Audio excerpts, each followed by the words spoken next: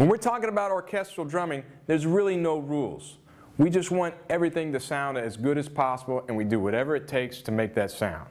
In rudimental drumming, we have a lot of rules. The stickings, how we hold the sticks, how we tilt our drum, because we want to be uniform with the person next to us. So if you're playing an orchestral drum and your rolls sound better match grip, then play them match grip. For me, my buzz rolls or pressed rolls or orchestral rolls sound better traditional grip because I feel more comfortable playing with this grip. I'm going to demonstrate exercise number 1. Now that breaks the buzz rolls down one hand at a time. And the whole idea is to get as much buzz from the stick as possible. Also, when you're playing a pressed roll on a snare drum, you want to play off-center because there's a little more ring off-center than there is in the middle. The middle of the drum is the driest part of the drum. So this is our way of sustaining a note. So we want to play off-center where we get some sustain. Exercise 1 goes like this.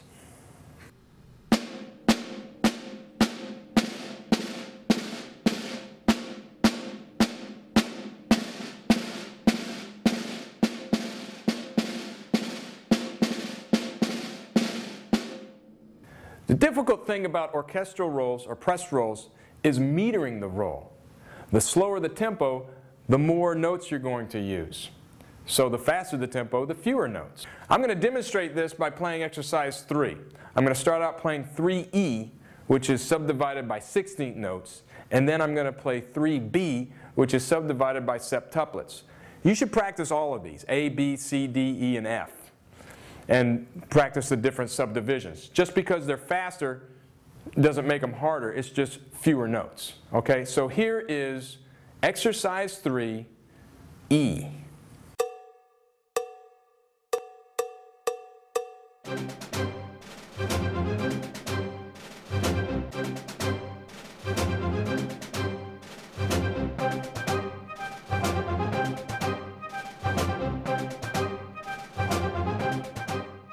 All right, also notice each time I played it, I started on the opposite hand. So play it once off the right and then once starting with the left.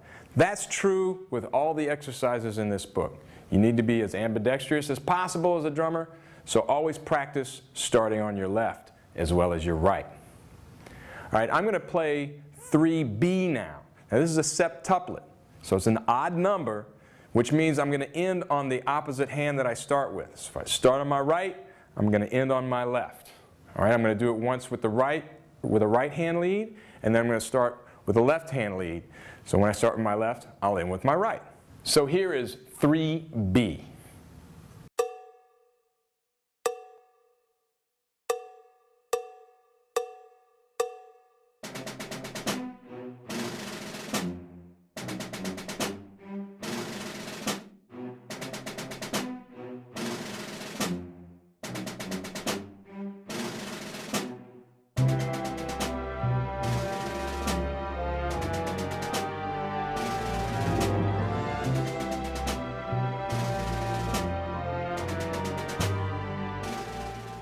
Next, I'm going to play exercise 5 at 2 different tempos. We're going to start with tempo 2, and I'm going to play it at tempo 5.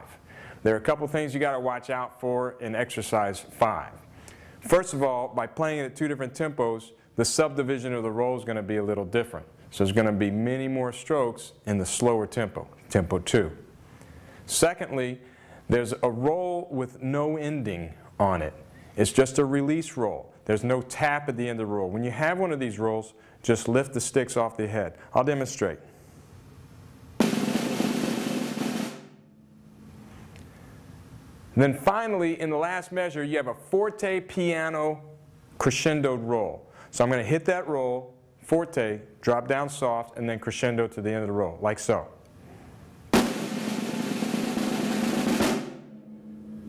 Now I'm going to demonstrate exercise number 5 at tempo 2.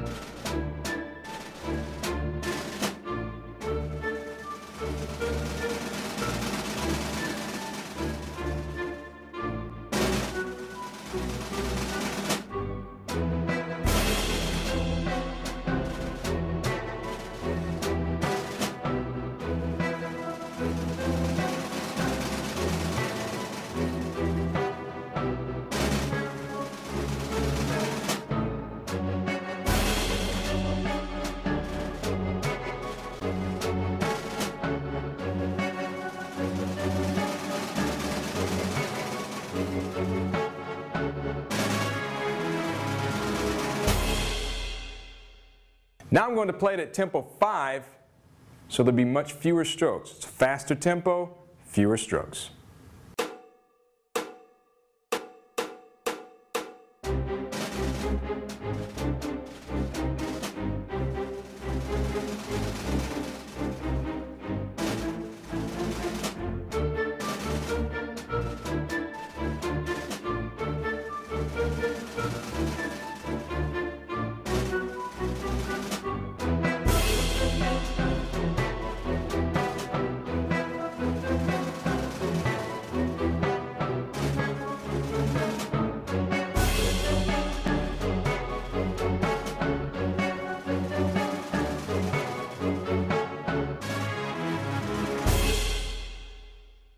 All right, I'm going to now demonstrate the Etude in lesson number 4, but before I do, I have to explain a couple things. First of all, we've added a cowbell, and it's notated, starting in the 3rd measure with the X note head. That's the cowbell part.